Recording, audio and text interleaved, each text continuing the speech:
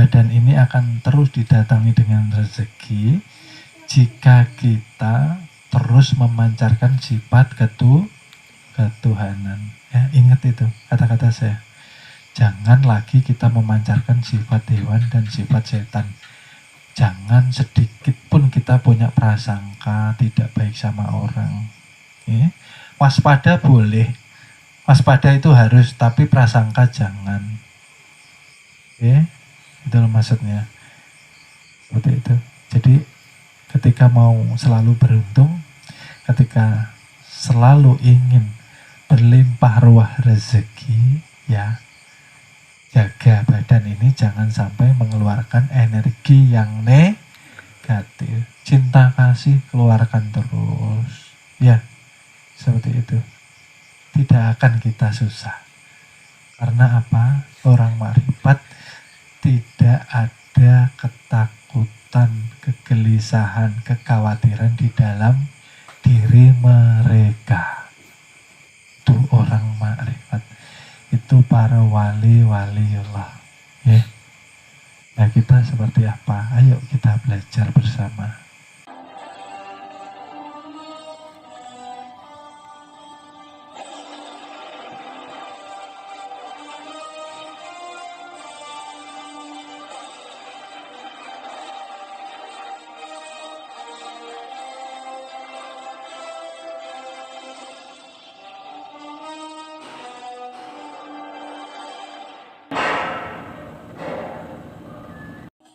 Jasad ini bukan milik kita.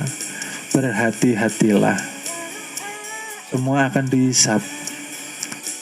Walaupun kita selama hidup di dunia bersembunyi atau membohongi diri, bersembunyi atau membohongi pasangan kita, bersembunyi atau membohongi orang-orang di sekitar kita, maka seluruh anggota badan akan bersaksi masing-masing di hadapan Allah Subhanahu wa Ta'ala. Disitulah kita harus selalu waspada bahwa seluruh tindakan kita akan bermuara kepada diri kita.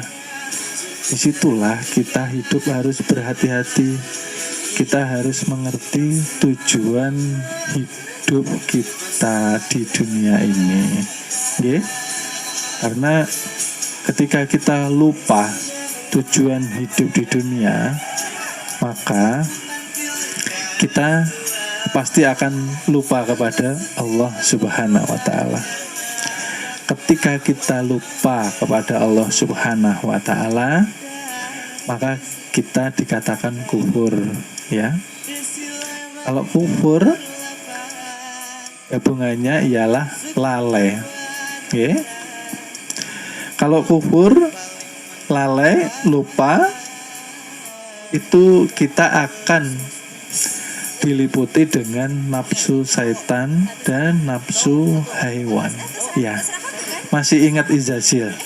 Izazil itu jin yang menjadi pemimpin, ya, dari jenis golongan para malaikat yang paling mulia ketika waktu itu, ya.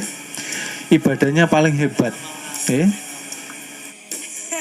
Paling mulia di antara para malaikat yang lainnya ketika taat kepada Allah Subhanahu wa Ta'ala. Kesalahannya hanya satu saja, ya.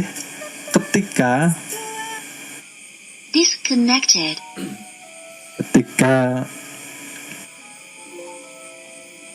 Izazil ini tadi lupa kepada penghambaannya, ya.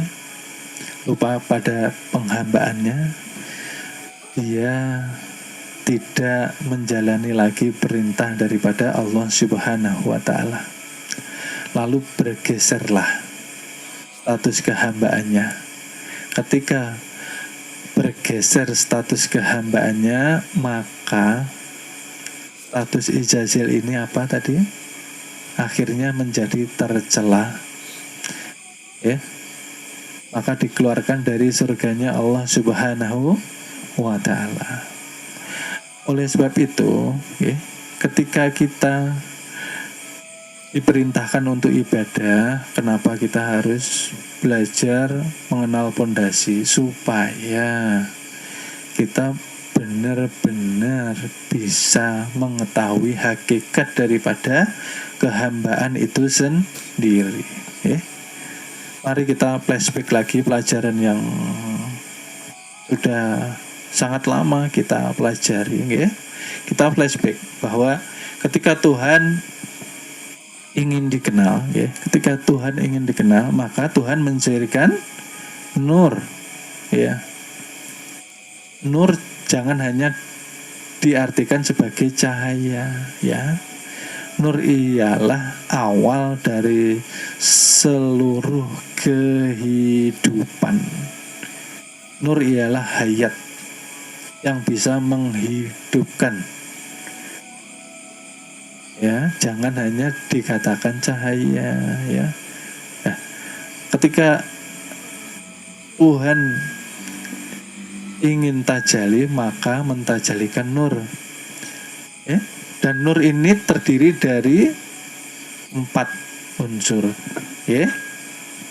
Yang pertama zatnya, yang kedua sifatnya, yang ketiga af'alnya, yang keempat asmanya. Dikatakanlah itu nur Allah Subhanahu wa ta'ala. Jadi Allah itu nur, bukan Tuhan. Lalu dari nur menjadi ruh, bapaknya sekalian yang hidup. Dari ruh inilah dikatakan Nur Muhammad. Dari Nur Muhammad kita ringkas menjadi alam semesta dan jasad. Nah, di mana posisi hamba? Dikatakan hamba ialah hakikat daripada Nur Muhammad itu tadi. Hakikat Muhammad yang ada di dalam diri. Ketika kita belum makrifat binafsi, belum mengenal diri, maka kita belum mengenal ma'rifatullah. Ketika belum mengenal ma'rifatullah, selama hidup kita akan terus merasa kitalah yang mempunyai kekuatan untuk ibadah. Itu yang sangat berbahaya. Maka yang sholat itu kan Muhammad juga, menyembah dirinya sendiri. Muhammad itu nama Allah. Allah itu tajalli daripada Tuhan. 2 nama 1 jua orangnya, kan seperti itu. Seperti saya contohkan kembali pelajaran yang diulang dari mayoritas kita, kenapa banyak lalainya? Maka kita melihat ini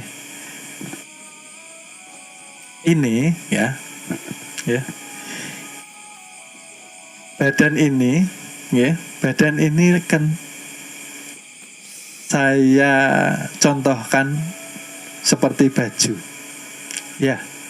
Baju setiap hari terlihat, tapi kebanyakan kita sering lupa sama Tuhan karena kita melihat hanya dari luar fisik saja. Dikatakanlah kita hidup pada jasad Adam, dan itu sangat berbahaya. Kenapa? Ketika kita hidup pada jasad Adam, maka sangat berisiko ketika kita nanti dikubur, kita akan dipenjara di alam kubur. Di alam kubur kita akan dihancurkan, kita akan dihukum, kita akan diazab, karena kita bertahan kepada sisi jasad Adam, bukan kembali kepada Adam hakiki atau ketiadaan. Ini baju ini, bisakah kita melihat ini, kita latih bahwa dia itu kapas? Nah, kapas tidak pernah disebut. Maka dia intisari daripada baju ini tadi. Seperti itu jasmani. Jas itu kan tubuh. Ya. Jasad, jasmani. Ya. Yang membungkus daripada rohani. Rohani membungkus nur, nurani. Nur membungkus sir, rahasia. Siapa yang jadi rahasia? Allah Subhanahu wa ta'ala. Kan seperti itu. Jadi ini siapa? Ini tubuhnya Tuhan. Jangan takut. Kita tidak mengaku menjadi Tuhan, tapi ini tajalinya Tuhan. Kalau melalui nurnya Allah, melalui nur Muhammad, dibungkus dengan jasad, dikatakan insan kamilmu. Adakah kita? Maka setiap tubuh akan bersaksi. Itu tandanya tubuh bukan milik kita. Kenapa kita masih lupa? Kenapa kita masih lalai? Kenapa kita hidup ini selalu ada dualitas di dalam tubuh kita? Dualitas, ada manusia, ada Tuhan. Ya. Ketika saya sendiri, saya tidak diperhatikan Tuhan. Itu kesadaran yang sangat rendah. Artinya saya katakan kesadaran rendah itu sebabnya apa sih? Sebabnya karena kita tidak mau menjalankan puasa ilmu. Puasa ilmu itu fokusnya kemana? Fokusnya menekan semaksimal mungkin sifat hewan dan sifat syaitan. Terus imbal baliknya apa? Ketika sifat hewan dan sifat syaitan kita tekan semaksimal mungkin, kita tekan tuh seperti apa sih? Kemauan yang tidak baik di dalam diri kita jangan diikuti. Setiap yang tidak baik menurut Al-Quran, setiap yang tidak baik menurut sunnah Nabi atau kebiasaan-kebiasaan baik Nabi, itu jangan kita turuti. Ya toh? Imbal baliknya apa? Ketika yang negatif kita tekan terus, ditekan dengan cara tidak mengikuti, jihad binafsi ya. Artinya kita menjalani peperangan di dalam kehidupan kita. Ya, kita harus menjadi kesatria. Harus menang di dalam medan peperangan. Ya, seperti Pandawa melawan Kurawa. Pandawa kan cuma 5 toh. Kurawa berapa? Jumlahnya 100. Yang 5 tadi apa? Yang pancer dikatakan sir. Ya toh? Yang 4 tadi alwamah, amarah, subiyah, dan mutmainnah. Kita didik, kita rangkul, kita cerahkan bahwa mereka teman kita, bukan musuh kita.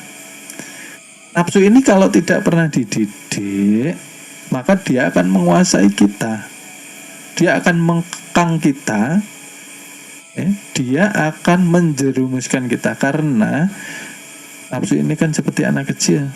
Kalau tidak dididik, merengek terus, tidak kita pahamkan bahwa yang ini baik, yang ini tidak baik, maka akan semrawut hidup kita. Nah, kita ketika mampu atau berhasil menekan semaksimal mungkin yang tidak baik, apapun itu yang ada di dalam. Mohon maaf, akan kami lanjut ke episode berikutnya. Terima kasih.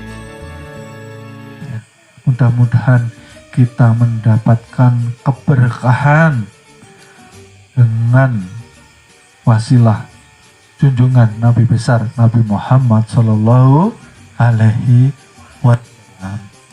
Mudah-mudahan kita dikumpulkan di surga bersama junjungan Nabi besar kita Nabi Muhammad Sallallahu alaihi wasallam. Amin amin ya robbal alamin.